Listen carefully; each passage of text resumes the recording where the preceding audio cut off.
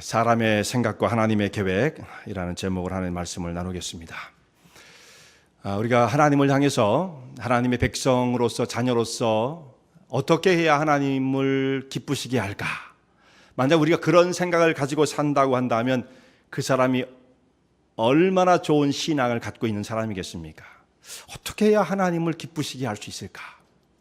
여러분, 우리가 그런 생각을 가지고 하루하루의 삶 속에 그런 순간이 얼마나 있는지 여러분 한번 생각해 보세요. 하루, 일주일 중에 하루라도, 한 번이라도, 아니 평생에 한 번이라도 어떻게 하면 하나님을 기쁘시게 할 수 있을까? 이런 생각이 우리의 삶 가운데 정말 들어온 적이 있었는지, 그러고 사는 것이 성도들의 삶이거든요.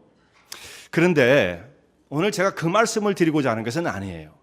그렇게 어떻게 하면 하나님을 기쁘시게 할 수 있을까라고 하는 생각이 그토록 갸륵하고 가상한 일이지만 그것만 갖고 다 되는 것은 아니더라고요. 어떻게 하면 하나님을 기쁘시게 할까라는 생각을 가진다 할지라도 때로는 그 생각과 하나님의 뜻이 다를 수가 있다는 거예요. 우리가 품는 것은 그 정도를 해서 하나님을 기쁘시게 하고 하나님의 영광을 위해서 살겠다고 한다면 그보다 더 귀한 일이 어디 있겠는가 생각할지 모르지만 그게 리밋은 아닙니다. 그 위에 더 놀라운 차원의 신앙의 모습이 있는데, 왜냐하면 사람의 생각은 하나님의 뜻과 다를 때가 너무나 많기 때문에 그래요. 그래서 하나님의 뜻이 어디 있는지를 깨달아가는 것, 이것이 정말로 중요한 일이고, 내 생각과 하나님의 뜻이 다르다고 한다면 그때 자기의 생각을 빨리 정리를 하고 하나님의 뜻을 붙들 수 있다고 한다면 이것이 가장 귀한 신앙이죠. 그런데 많은 경우는 내가 정한 뜻대로 갈 때가 참 더 많습니다.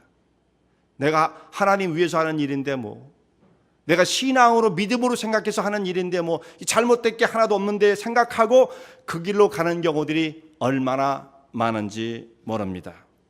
오늘은 우리가 정말 하나님의 뜻에 대해서 내 생각이 아니고 내 신앙 안에서 내가 결정한 그런 생각들 말고 하나님께서 내게 무엇을 요구하고 계시는가에 대해서 얼마나 깊은 관심을 갖고 있는가, 그 말씀의 주제로 오늘 하나님 말씀과 함께 상고하고자 합니다. 다윗이 이스라엘 임금이 되었습니다. 나이 30의 임금이 되었어요. 어떻게 보면 비교적 빠른 나이에 최고의 정상에 올라간 거죠. 30이면 젊은 나이 아니겠어요? 그런데 그냥 쉽게 되어진 임금의 자리는 결코 아닙니다. 그가 30의 임금이 되긴 했지만은 그동안에 임금이 되기까지 겪었던 인생의 연단은 말할 수 없는 것이었습니다.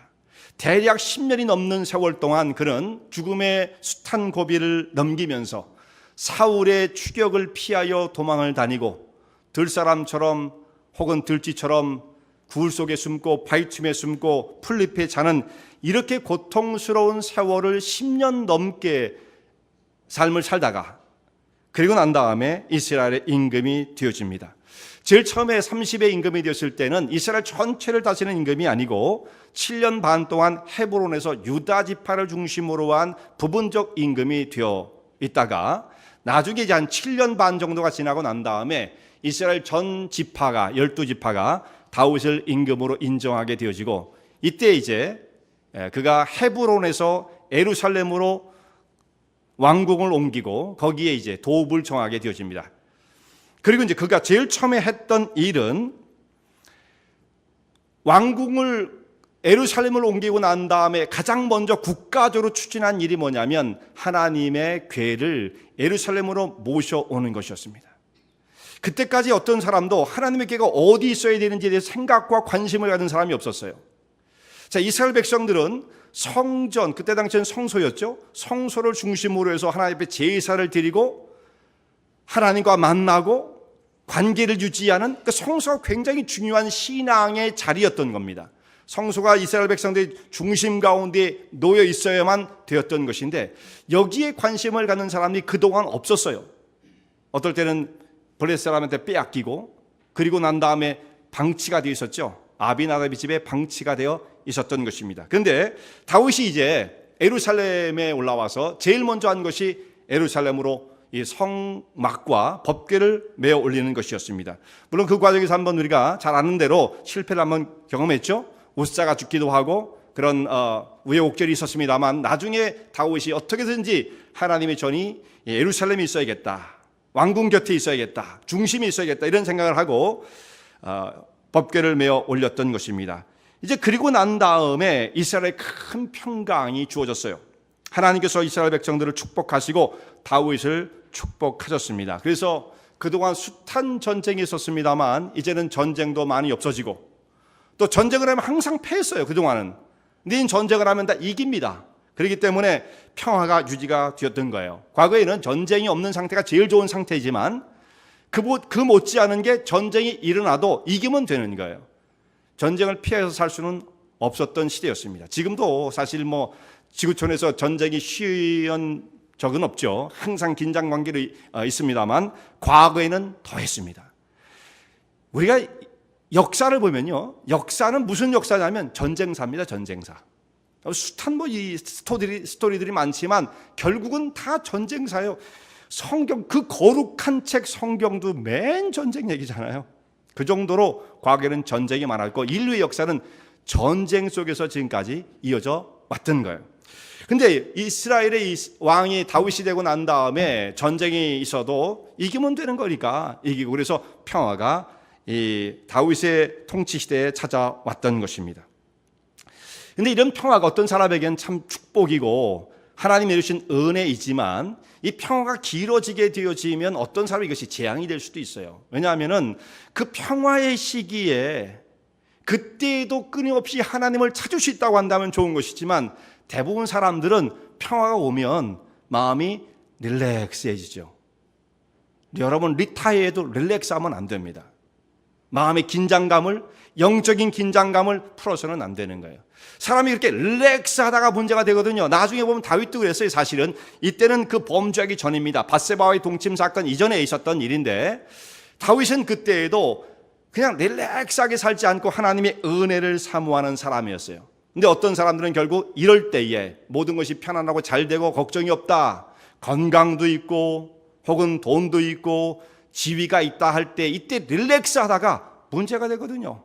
그러면은 사람은 긴장 속에 살게끔 돼 있어요. 원래는요. 어느 정도의 텐션과 스트레스는 오히려 도움이 되어지는 것입니다. 그것이 없으면 사람은 맥없는 사람이 되어버리고 이렇게. 그 사람이 힘을 못 써요. 그러면 안 돼요. 혹시 여러분 여기 리타이어 하신 분들이 많이 계시지만 리타이어 하셔도 너무 릴렉스하면 안 됩니다. 딱 긴장감을 가지고 최소한 새벽 기도도 좀 하시고 그렇게 자기의 영적인 삶을 관리를 하셔야 돼요. 안 그러면 안 돼요. 다윗이 이때 하나님께서 주신 이 평화의 때에 어떻게 했느냐 하면 영적인 사람이었어요. 이때의 모습을 보면요. 그리고 하나님의 은혜를 사모하는 사람이었습니다. 임금이었으니까 부족한 게 없잖아요. 지위가 있고 권력이 있고 다 있잖아요. 그러니까 아무것도 부족함이 없는 상태에서 릴렉스한 모드로 간 것이 아니고 그때도 여전히 다윗은 하나님의 은혜를 사모하는 사람이었습니다. 그래서 그 주변에 둔 친구들을 보면 알아요. 다윗이 그 주변에 뒀던 사람들을 보면 나단 선지자가 있었습니다. 영적인 사람이었어요. 여러분 임금이 되고 권력이 이제 막강해지면 주변에 어떤 사람들이 몰려듭니까? 아첨하는 사람들이 몰려듭니다. 주변에 어떤 사람 돈 좀 있고 어떤 권력 있는 사람들을 보면은 주변에 다 아첨하는 사람들이 모여들어요. 한 나라의 임금이면 오죽하겠습니까? 근데 그 아첨하는 사람들이 기분을 잘 맞춰주거든요. 비율을 맞춰주거든요. 그러니까 그 사람들이 말에 귀를 기울이면서 점점 이상한 것으로 가게 되어지는 것입니다. 근데 다윗은 그러질 않았어요. 다윗은 영적인 사람, 때로는 바른 말을 하는 사람, 때로는 정말 회초리 같은 것으로 자기 영혼을 채찍질할 수 있는 사람, 나단 같은 사람을 주변에 두었던 것입니다. 이게 대단히 중요해요. 다윗이 그냥 다윗된 게 아니라 이런 사람이 있었기 때문에 가능했을 수 있다는 말씀이죠. 후대로 가면 유다의 히스기야라고 하는 다윗 못지않은 중요한 임금이 또한 나옵니다.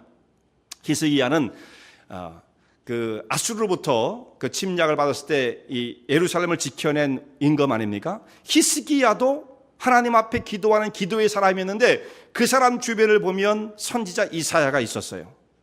이사야의 영적인 지도와 지원을 받으면서 그가 영적인 하나님의 사람으로 자세를 흐트럼 없이 가질 수가 있었던 것입니다. 그러니까 주변에 누가 있느냐가 참 중요해요. 왜냐하면 사람은 주변에 있는 사람에게 그야말로 절대적인 영향을 받게끔 돼 있어요. 저 사람의 생각과 사상이 내게로 막 흘러 들어오는 것입니다. 여과장치 없이 막 흘러 들어오는 거예요. 그래서 내가 누구랑 친구를 하고 있느냐에 따라서 점점 그 사람하고 닮아갑니다. 나도 모르게 이상한 거예요. 사람은요, 말투도 흉내가 내지고 이상해요. 의도한 것이 아닌데 어떤 사람을 자꾸 지내면 그 사람 말투를 닮아가요. 패션도 닮아가려고 그러고 모든 스타일이 비슷해집니다. 그러니까 내 주변에 어떤 사람을 두느냐가 굉장히 중요한 거죠. 그 사람이 하나님을 바라보는 사람인가, 영적인 사람인가, 아니면 그저 나를 그냥 이끌어서 사망의 세력 가운데로 여기서 빠져나오지 못하도록 그런 악한 영향을 주는 사람인가, 이걸 잘 생각해야 합니다. 근데 여러분, 이것은 선택의 문제예요. 선택. 할 수 있는 거거든요. 부모님은 선택할 수 없지만, 그죠? 친구와 우리의 환경은 어느 정도 선택이 가능해요. 그러니까 내 주변에 어떤 사람을 두느냐, 이건 대단히 중요한 문제입니다. 서로 불행한 관계끼리 만나가지고 불행하게 서로 그냥 발목을 붙잡고 있지 말고 영적인 좋은 영향을 줄 수 있는 사람들을 서로 만나야 돼요. 그게 굉장히 중요한 문제입니다. 다윗은 이 부분에 있어서 나단이라고 하는 선지자가 함께 있었다는 것, 굉장히 그의 인생 가운데 중요한 의미가 있었던 것입니다. 다윗이 평화롭게 왕궁 밖을 쳐다보고 있는데 그 옆에 나단이 있었더라고요. 보니까 나단을 무슨 생각이 벌떡 나가지고 나단 좀 불러와 이렇게 그렇게 했던 것이 아니고, 옆에 나단과 함께 뭔가를 생각하다가 왕궁 밖을 보니까 자기는 백향목궁에 거하는데 하나님의 저는 왕궁 밖에 보이는 그 천막 속에서 펄럭펄럭거리는 모습을 보니까 마음이 굉장히 아팠던 거예요. 나는 하나님께서 축복하셔서 백향목의 궁에 거하거늘 하나님의 전이 어떻게 이렇게 천막 속에 아직도 너풀거리는 곳에 저 속에 계셔야 하나, 하나님의 법궤가 저기에 있어야 하나, 이런 마음을 가지니까 마음이 굉장히 좋지 않았어요. 그래서 내가 하나님을 위해서 뭔가를 할 수 있지 않겠는가, 어떻게 해야 보람이 있는 일을 할 수 있을까, 그런 생각을 하게 되었던 것입니다. 자, 이 다윗이 하나님의 사랑과 은혜를 받은 것이 얼마나 놀라운 것이었습니까? 그의 출신을 보면 다윗은 누구의 아들입니까? 이새의 아들이죠. 이새의 아들. 예. 제가 자꾸 질문을 던지는 것은 여러분이 집중을 하시라고. 그 뻔한 질문을 하는 거예요. 예. 어느 지파죠? 예. 저기. 예. 무슨 지파예요? 좋을까봐 그러는 거예요 지금. 예. 유다 지파. 유다 지파 사람이잖아요. 집중하세요. 그래서 다윗의 출신을 보면 유다 지파 좋습니다. 그리고 이새의 아들 잘못될 건 없어요. 근데 그의 아버지가 어떤 사람이에요? 그의 아버지의 직업이 목자였습니다. 목자. 양을 치는 사람이죠. 그 형제들이 많았는데 8형제였잖아요. 자기까지 해가지고 형제들 다 양을 치는 거예요. 아버지의 그 유업을 이어가지고 양을 치는 사람이에요. 그러면 나중에 다윗이 크면 뭐가 되겠습니까? 목자가 되는 겁니다. 이 사람이 컸을 때 내가 나중에 임금이 되겠다라고 하는 생각을 꿈엔들 꾸어볼 수가 있겠습니까? 그런 생각을 절대 할 수가 없는 겁니다. 이 시대는 신분이 딱 확정되는 시대예요. 이걸 절대로 벗어나 살 수가 없습니다. 우리가 클 때에는 말이죠, 과거를 좀 생각해 봤어요. 어른들이 가장 많이 받는 질문이 뭐냐면 너는 커서 뭐가 될래? 그러잖아요. 그러면 이제 어떤 말을 해야 제일 칭찬을 받는지 알거든요. 무슨 말을 해야 칭찬받습니까? 저는 나중에요 운전기사 할까요? 그러면 별로 이렇게 칭찬 못 받아요. 나쁜 직업은 아니지만. 이발사를 할까요? 이러면 칭찬 못 받아요. 그런데 저 대통령 할래요? 그러면 야 그래 너 그래 대통령이래. 그 칭찬 받죠. 그러니까 애들이 무조건 다 대통령 된다 그래요. 저도 대통령 된다고 했던 것 같아요. 설도 없이. 근데 요즘 애들은 안 그렇습니다. 요즘 애들한테 물어보잖아요. 너 커서 뭐가 될래? 대통령 되겠다는 애 거의 없어요. 걔들은 조금 이상한 애들이에요. 대통령 되겠다는 애는 없어요. 요즘 애들은 뭐가 좀 아주 특이합니다. 어떤 애들은 K-팝 가수가 되겠다는 애들도 있고, 백댄서 하겠다는 애도 있어요. 백댄서. 우리 애들이 그래서 백댄서 하겠다고. 또 한 애는 너 뭐가 될래 했더니 자기 가비지 클리너 되겠대요. 가비지 클리너. 우리 큰 녀석은 가비지 클리너였고 둘째 녀석은 백댄서가 꿈이었는데 하여튼 지금은 좀 딴 길을 가고 있는 것 같아요. 요즘 애들은 개성이 뚜렷합니다. 자기가 되고 싶은 것이 어떤 대통령, 임금 이런 것이 아니었어요. 근데 과거에는 제가 자랐을 때의 모습을 생각하니까 넌 커서 뭐가 될래? 이런 걸 물어봤지만 다윗 시대를 여러분 생각해 보세요. 다윗 시대. 다윗 시대에는 어른들이 애들을 불러다 놓고 야, 너 커서 뭐가 될래? 이런 질문을 안 합니다. 그런 질문 자체가 성립할 수가 없는 거예요. 그때 당시에는 그건 말도 안 되는 얘기입니다. 목자의 아들로 태어났으면 목동이 되는 거예요. 농부의 아들로 태어났으면 농부가 되는 것입니다. 그리고 어떻게 운 좋게 임금의 왕궁집에서 태어났으면 그가 장남이면 임금이 되는 거예요. 그 신분은 이렇게 정해져 있다는 말씀입니다. 그 신분을 탈피할 수가 없는 거죠. 자, 다윗 같은 사람이 너 커서 뭐가 될래? 했더니 저 임금 될래요. 그러면 어떻게 되겠어요? 삼족을 멸하는 거예요. 그러니까 그런 꿈은 꿔볼 수가 없는 시대였던 거죠. 자, 그런 다윗이 나중에 임금이 되어집니다. 그러니까 이것은 자기의 노력 갖고 되는 것입니까? 이건 그럴 수가 없어요. 하나님의 전적인 은혜와 주권이라고 그러죠. 주권. 하나님의 다스리심 속에서 이루어진 역사였던 것입니다. 그러니까 자기는 꿈도 꿔볼 수 없었던 자리였는데 하나님께서 나를 정말 이스라엘의 양떼를 따르는 목자 가운데 그 무리 속에 나를 건져내셔서 이스라엘 백성들을 돌보는 임금으로 삼아 주셨으니 이게 무슨 은혜란 말인가? 이게 하나님의 무슨 사랑이란 말씀인가? 이걸 생각하지 않을 수가 없는 거죠. 그러니까 여러분 생각하면서 야, 다윗은 정말 복 받았어. 다윗에 대한 그 신분의 변화를 보고 다윗을 부러워할 수도 있지만 사실 오늘 우리도 마찬가지입니다. 다윗과 똑같은 건 아니어도 하나님의 사랑과 은혜 가운데 가까이 갈 수 없었던 사람들이 이방인들이었고 은혜가 뭔지를 몰랐고 십자가가 뭔지를 몰랐고 하나님이 어떤 분인지를 몰랐던 사람들을 이처럼 그 죄의 세력 가운데 놓여 신음하던 자를 건져내셔서 하나님이 거룩한 백성을 삼아주신 거예요. 이 신분의 변화가 다윗이 목동에서 임금된 것 못지않은 거죠. 오히려 더 뛰어난 거죠. 하나님의 거룩한 백성, 하나님의 자녀가 되었으니까. 그러니까 우리는 야, 다윗은 좋겠다라고만 생각할 것이 아닙니다. 우리는 그 못지않은 아니면 그것을 뛰어넘는 은혜를 받은 자들이다. 자기의 그 신분의 상태, 이걸 프라우드하게 생각할 수 있어야만 되는 거죠. 그래야 감사가 있는 거예요. 나는 왜 맨날 이 인생이 이러냐, 안 풀리냐 이러지 마시고요. 네, 우리의 인생은 그야말로 하나님의 은총 가운데 엄청나게 풀렸습니다. 지금 네, 인생이 풀린 거예요. 지금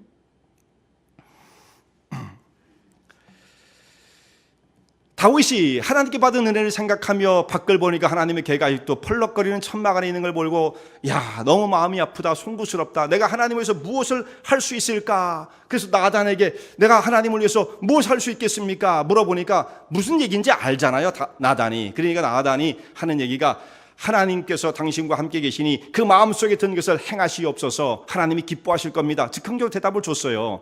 다윗도 마음이 얼마나 흐뭇했겠어요. 야, 내가 정말 하나님의 전을 지어야겠다. 이런 마음을 가지게 되었던 것입니다.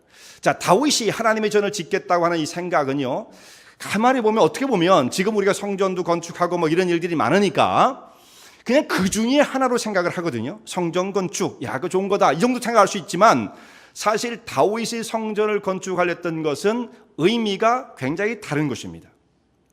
왜냐하면 이때까지는 하나님의 전이 아까도 말씀드린 것처럼 텐트였어요.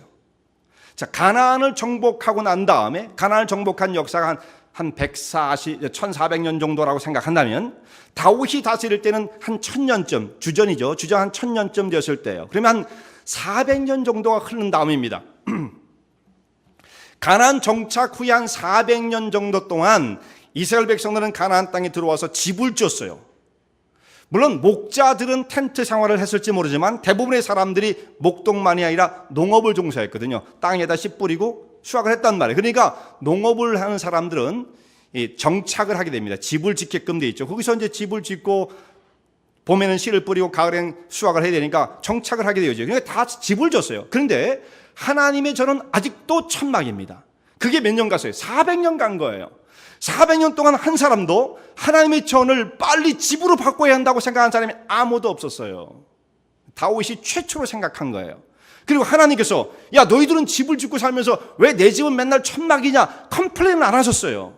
오늘 여기도 그런 말씀이 있습니다. 내가 누구 보고 내 전을 지으라고 한 적이 있었느냐. 그런데 다윗은 어떻게 그런 생각을 할 수 있느냐 이거죠. 다윗이 보통 생각을 한 게 아닙니다. 하나님을 위해서 저 법궤가 안정된 집에 들어가서 좀 견고하게 집을 줘야겠다. 백향목으로 집을 줘야겠다. 이런 생각을 가지게 되었던 겁니다. 그렇게 하면 하나님을 얼마나 기쁘시게 할 수 있을까? 자기도 흐뭇하고 나단도 그 생각을 하니까 너무도 흐뭇했죠. 그런데 하나님의 뜻은 그와 달랐습니다. 그날 밤에 하나님께서 나단 선지자에게 하나님의 뜻을 계시해 주십니다. 그가 집에 돌아서 아마 곰곰이 생각하고 기도하고 그랬겠죠. 하나님, 이제 다윗이 우리 임금이 하나님을 위해서 전을 짓고자 하는데 앞으로 이 일이 어떻게 진행되겠습니까? 그러면서 기도하고 묵상을 했을 거란 말이에요. 그때에 하나님이 나단에게 깨우쳐 주십니다. 다윗과 대화할 때는 그걸 몰랐어요. 그런데 나중에 하나님께서 나단을 통해 다윗에게 가서 전해라. 하나님의 뜻을 말씀해 주시는데 이렇게 말씀하십니다. 다윗아, 내가 나를 위해서 전을 건축하겠느냐? 아니라 내가 너희 집을 지어주겠다. 이렇게 말씀하셨어요. 자, 이 말씀이 무슨 뜻이냐면 한마디로 그것입니다. 너 짓지 말어. 이렇게 말씀하신 거예요. 성전 네가 짓는 거 아니야. 짓지 말어. 하나님의 엔서가 뭐냐면 응답이 노예요. 노. 하지 마. 이렇게 말씀하신 겁니다.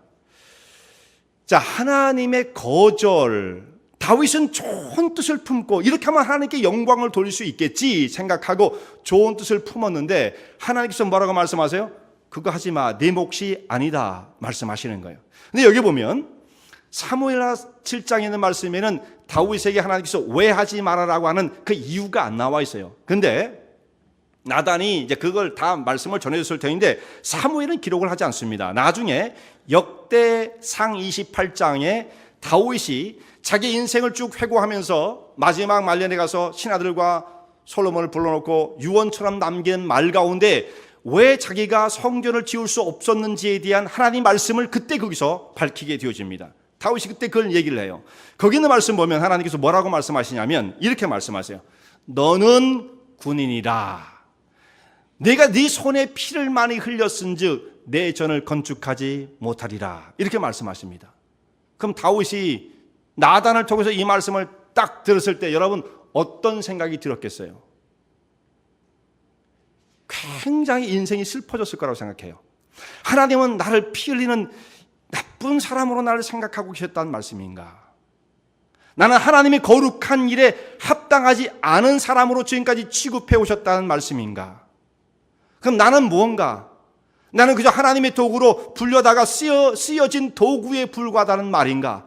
내가 사람 죽이는 게 좋아서 그랬나? 하나님 나라와 영광을 위해서 싸웠지. 이스라엘 백성들을 보호하고 이 나라의 유업을 이어가야만 하나님 역사가 하나님 나라가 세워질 수 있기 때문에 하나님 나라를 위해서 헌신하는 마음으로 내가 이 사역 목숨을 걸고 했더니 내게 돌아온 것이 너는 군인이라 피를 많이 흘렸은즉 거룩한 일을 하지 못한다. 너는 안 돼. 자격 없어. 이런 말씀을 들었을 때에 다윗이 정말 하늘이 무너지는 듯한 느낌을 받지 않았겠습니까? 그러지 않았겠어요? 나는 뭐야? 나는 나름대로 지금까지 목숨 걸고 주를 위해서 헌신하며 살아왔는데 하나님은 나를 그렇게 보지 않으셨구나. 야, 이거 일종의 엄청난 배신감 내지는 또 하나님께 거절당했다는 생각 때문에 굉장히 마음이 아팠을 거라고 생각해요. 그런데 다윗은 그렇게 생각하지 않습니다. 하나님의 뜻을 그대로 받아들입니다. 이게 다윗의 신앙의 위대함이죠. 어떤 사람들은 여러분 우리가 다 인간이 감정을 갖고 있어요. 감정. 그래서 누가 말한지는 모르겠습니다만 인간은 감정의 동물이다 이렇게 얘기를 하잖아요. 뭐 거기까지 틀리지는 않아요. 그러나 거기에 너무 비중을 둬서는 안 됩니다. 다 감정이 있어요. 감정. 그래서 어떤 사람에게 감정을 건드리면 이건 문제가 생겨요. 문제가. 난리가 나는 겁니다. 정상적으로 일을 진행하다가도 어떤 일에 딱 감정적인 일이 딱 맞부딪히게 되어지면 그때는 완전히 사람이 이상한 사람이 돌변해버리고 말아요. 그래서 뭐 아무리 좋은 계획을 가졌다가 할지라도 감정이 딱 상하면 그냥 집어던지는 거예요. 어떤 사람들은. 대부분의 사람이 그러죠. 그래서 감정을 상하게 하면 안 된다 하지만 여러분 생각해 보세요. 지금 다윗에게 이 말씀을 전할 때 뭐라고 해도 이 감정을 안 건드릴 수가 없어요. 너는 군인이라. 내 손으로 피를 많이 흘렸은즉 내 전을 건축하지 못하리라. 너는 자격 없다. 이 말씀을 어떻게 감정 안 상하게 전할 수가 있습니까? 근데 그 말씀을 듣는 다윗은 그걸 감정적으로 받아들이지 않습니다. 하나님의 뜻으로, 하나님의 계시로 받아들이는, 이것이 중요한 거죠. 이것이 중요한 거예요. 여러분, 어떤 사람들은 감정에 못 이겨서 인생을 망치는 경우가 있어요. 어떤 사람이 그래요? 다윗과 대조되어진 사울, 대표적인 사람이 사울입니다.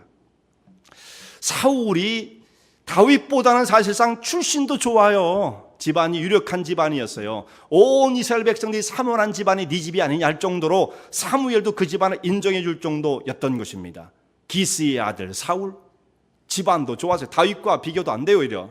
근데 이런 사람이 임금이 되었습니다. 신체도 건강하고 키도 크고 통솔력도 있고 굉장히 좋았던 사람이죠. 근데 그가 언제 무너집니까?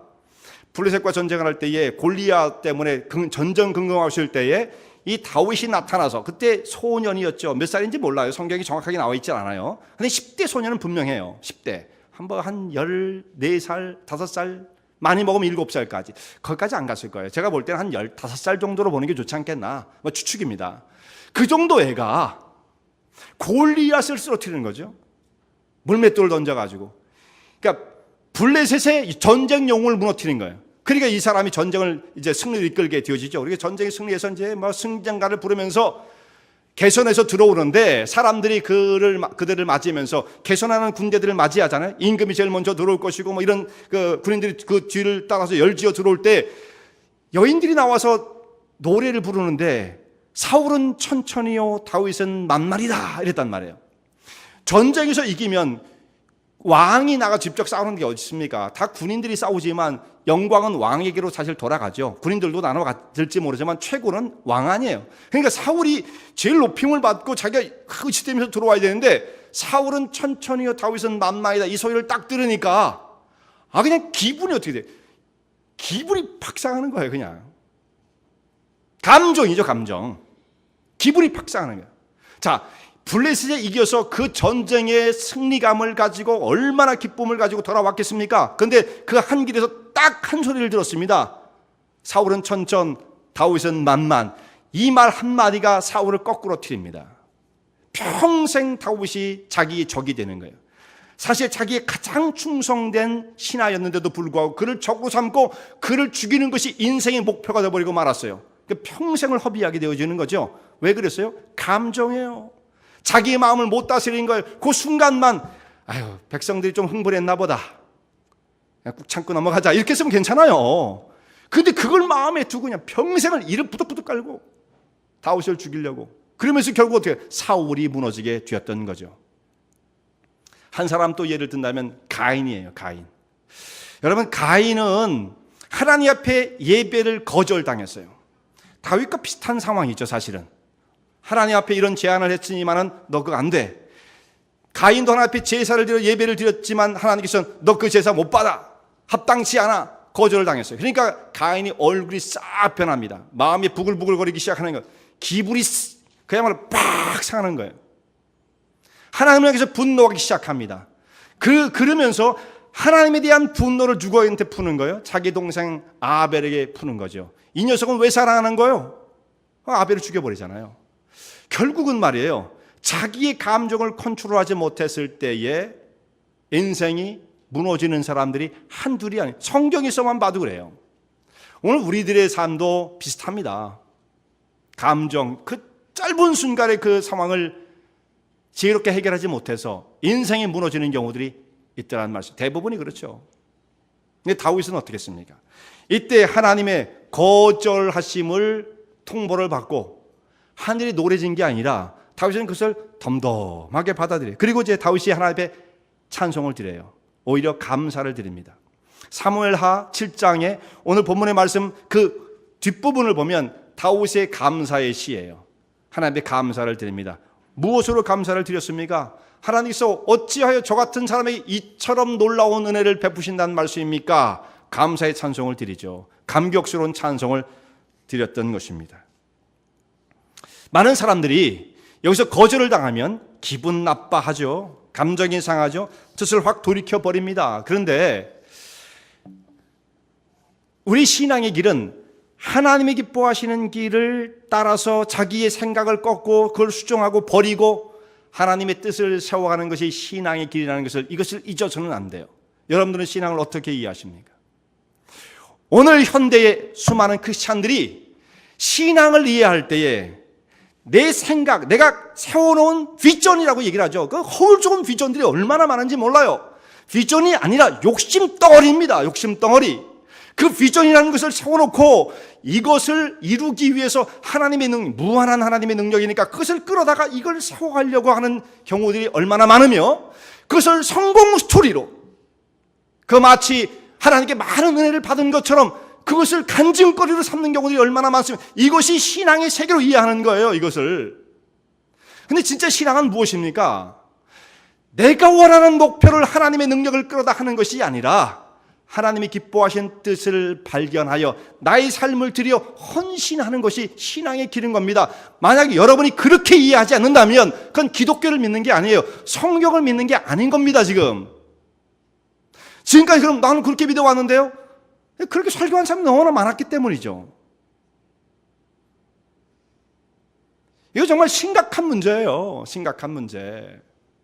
자, 여러분, 여기 다윗이 하나님이 거절당한, 하나님께 너 하지 말아라 거절했을 때 현대의 크리스찬들 같으면 왜 하지 말아요?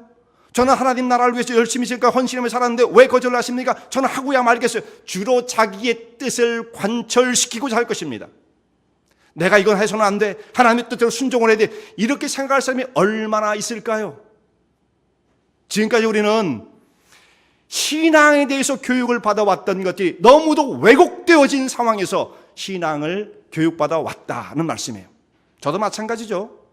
그런 교육 속에 자란 거예요, 사실. 근데 우리가 다시 성경으로 돌아가야 합니다. 하나님 말씀으로. 거기에 보면 하나님 때문에 못하는 게 있는 거예요. 못하는 게. 아무리 좋은 뜻이라 할지라도. 다윗이 하나님의 저를 위해서 선을 건축하는 것이 나쁜 일입니까? 이게 얼마나 힘든 일입니까? 그걸 위해서 헌신하겠다는데 너 그거 하지 마라 했을 때에도 그것을 받아들일 수 있는 마음이 신앙의 길이더라 이거죠. 그럼 이런 것은 어떻게 보면 인기가 없어요. 내가 원하는 목표를 세워놓고 줄기차게 기도하고 금식하고 매달리면 응답해 주신다, 이런 메시지가 인기가 있는 거죠. 그래야 신앙의 길처럼 보이죠. 그래야 간증도 하죠. 그러나 여러분, 우리가 지금 너무나 왜곡되어진 신앙을 배워왔다는 것입니다. 더 위대한 것은 뭐냐면 나의 뜻도 있지만 하나님이 기뻐하신 길이 발견되어진다면 나의 뜻을 포기하고 주의 거룩한 역사를 위해서 나의 삶을 드릴 수 있는 것, 이것이 진정한 신앙의 길이라는 말씀이에요. 자, 나단을 통해서 이제 하나님께서 다윗에게 하나님의 뜻을 전합니다. 나단이 이제 찾아왔어요, 다윗에게. 그 다음날 이 말을 전할 때 나단이 굉장히 두렵고 떨렸을 거예요. 왕이시여, 어젯밤에 제가 하나님의 뜻을 묻고 하나님과 교제를 하는데, 영적인 교제를 하는데 말씀하시기를 다윗에 가서 이렇게 말하라고 말씀하셨습니다. 너는 내 집을 짓지 말아라. 너는 군인이라 피를 많이 흘렸으니까 합당치 않다. 이렇게 말씀하시던데요. 대신 내 아들이 그 전을 건축할 것이다. 이렇게 말씀하시던데요. 이 말을 나단이 전했겠죠, 물론. 전했을 때에 그 마음이 얼마나 두렵고 떨렸겠어요. 그런데 다윗이 나단이 전하는 그 말을 어떻게 받아들입니까? 그냥 하나님 말씀으로 억셉트 하는 거예요. 하나님 말씀으로. 지금 이 시대에는 자기 생각이 딱 굳어지잖아요. 목사가 아무리 얘기해도 소용없습니다. 찾아가 사정을 하고 바짓가랑이를 붙잡고 늘어져도 소용없어요. 지금이 이만큼 시대가 영적으로 어둡고 피폐한 시대예요. 숫자는 많죠.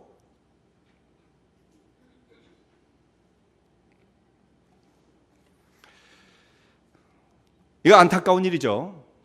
하나님 말씀을 말씀으로 듣질 않아요. 내 생각 고집을 가지고 기도하면 되는 거예요. 기도하면, 금식하고 매달리면 응답해 줄 것이다. 이런 무슨 신앙이라고 해야 되는 것입니까? 이건 막무가내로 때를 쓰면 된다라고 생각하는 이 어처구니 없는 것을 붙잡고 신앙이라고 생각한다는 말씀이죠. 그건 아니에요. 그리고 정말 정당한 하나님 말씀을 전해주면 뭐라고 그래요? No thank you. 저는 생각이 달라요. 이러고 자기 일을 가는 거예요.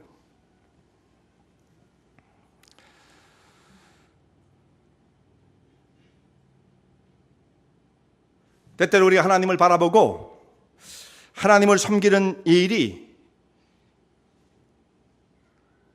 자기의 생각을 발전시키기 위해서 그 믿음의 길을 가는 것이라고 생각하는 사람들이 얼마나 많은지 모르며 하나님의 뜻과 부딪힐 때 자기 기준을 포기하는 사람들은 거의 찾아볼 수 없다는 것, 이것이 오늘의 현실이라는 말씀입니다. 여러분 어떻게 생각하십니까? 좋은 신앙은 정말 하나님의 뜻을 찾는 거고요, 또 혹시 이런 문제로 부딪혔을 때 감정적으로 대하지 않는 거예요. 다윗은 얼마든지 그렇게 돌변할 수 있는 상황이었습니다만 감정적으로 대하지 않습니다. 대신 다윗이 어떻게 생각하냐면, 하나님께서 그걸 거절하신다면 그래도 내가 할 수 있는 게 있지. 나는 내 하나님 말씀하신 것처럼 내 후대에 내 몸에서 날 그 자식이 전을 건축할 것이다, 그렇게 말씀하신다면 나는 그러면 그를 위해서 전을 건축할 수 있는 모든 것을 준비해 놓겠다 하고 다윗은 성전을 지을 수 있는 모든 것을 다 준비하게 되어집니다. 금도 수백 달란트죠, 은도, 철도, 동도, 하여튼 성전에 들어간 모든 것을 다 준비 완료해 놨어요. 그리고 시공만 솔로몬이 하는 거예요. 솔로몬이 백향목만 가져다 나머지는 다 준비되어 있던 거예요. 그리고 나서 솔로몬 성전을 건축하게 되어집니다. 그러니까 다윗 성전은 없죠. 솔로몬 성전만 있는 겁니다.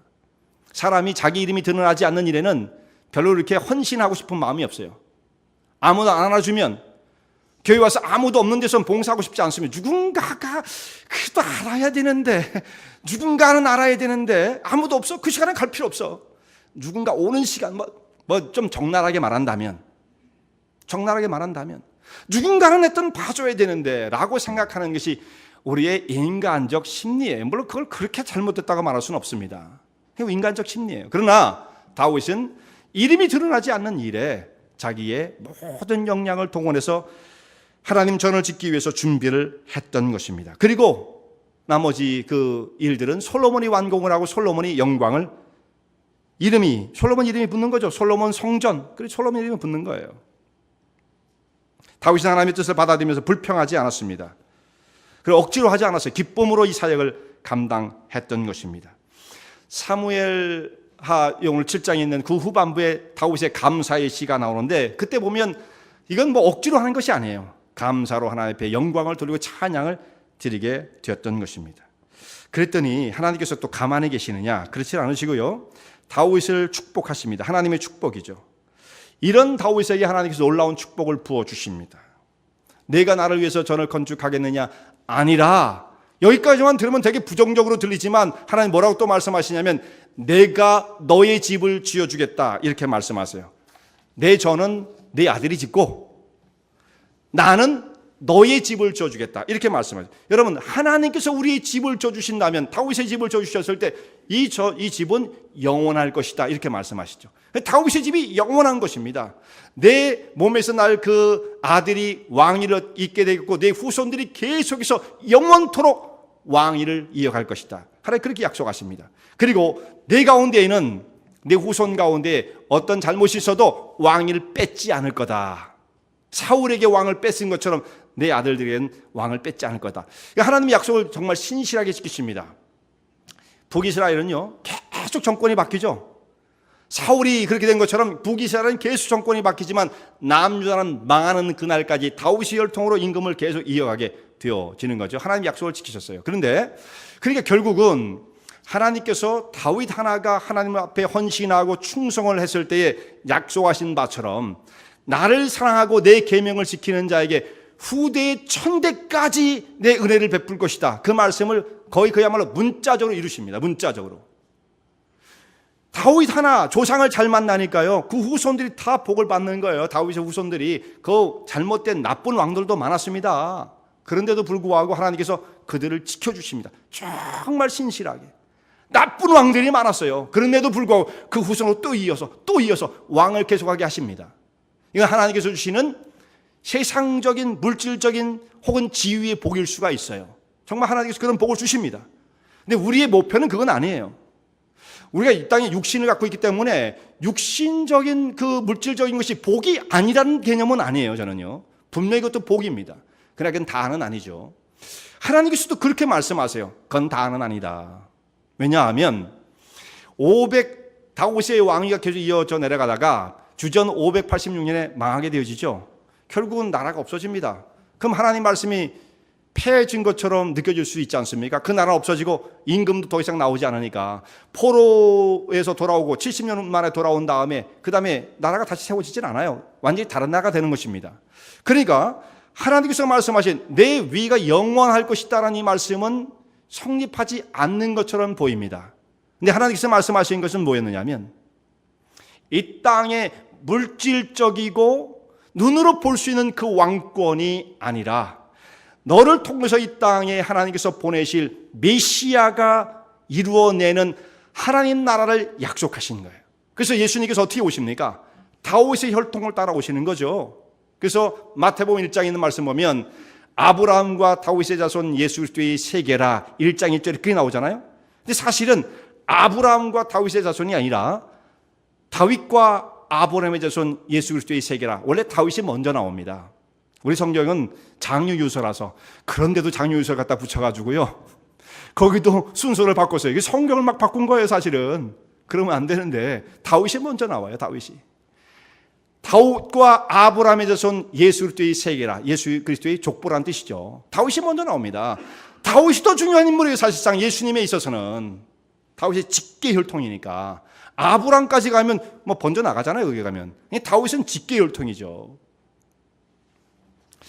다윗의 혈통을 통해서 이 땅에 메시아를 보내시고 그를 통해서 하나님 나라를 세우시며 이 땅의 모든 만민이 저희들 같은 사람까지도 예수님을 통해서 다윗의 후손을 통해서 구원을 받는 놀라운 역사를 이루어 주신 것이고요. 그 하나님 나라는 영원히 망하지 않는 것이에요. 그래서 그 위가 영원할 것이다. 내 집이 영원할 것이다 말씀하신 거예요. 다윗의 집, 하나님께서 건설하신 그 집 영원할 것이다 말씀하십니다. 그러므로 하나님께서 다윗의 소원을 거절하신 것처럼 보이지만 더 큰 복을 주신 거죠. 자, 오늘 여기에서 우리가 하나님 앞에 기도하고 하나님의 뜻을 구하는 하나님의 이걸 하나님 좀 주세요. 우리한테 꼭 이 문제가 해결되어야 합니다라고 소원을 품고 기도하는 것이 있을 수가 있어요. 그렇게 기도하지 말라는 뜻이 아니에요. 다윗도 소원을 품었잖아요. 기도할 수 있어요. 근데 그것이 안 이루어졌을 때 사람들이 많이 낙심을 하게 되어지죠. 왜 내 기도는 응답해 주지 않으시는가? 그런데 그 기도를 응답해 주지 않는다고 해서 낙심할 것이 없는 것은 더 큰 것으로 약속을 채워주실 수 있는 하나님의 섭리가 함께할 수 있다는 거예요. 그러니까 하나님께서 기도에 응답하지 않는 모든 것은 더 큰 은혜를 받을 수 있다. 이렇게 하면 그것도 거짓말이에요. 그건 아니에요. 어떻게 해야만 더 큰 은혜를 받을 수 있습니까? 조건이 필요합니다.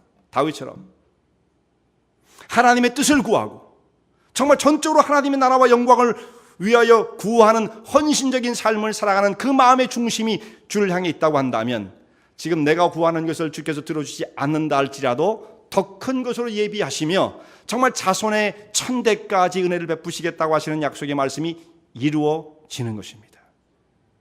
다윗이 마지막 인생을 회고하면서 시편 23편에 이렇게 시로 하나님을 찬양하고 있습니다.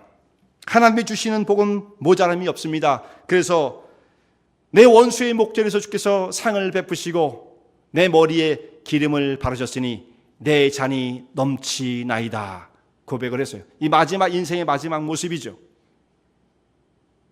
하나님의 뜻을 따르며 자기의 뜻을 포기하고 주님만을 섬겼을 때에 그런 사람에게 주께서 넘치는 은혜와 능력으로 그의 인생을 축복해 주셨습니다.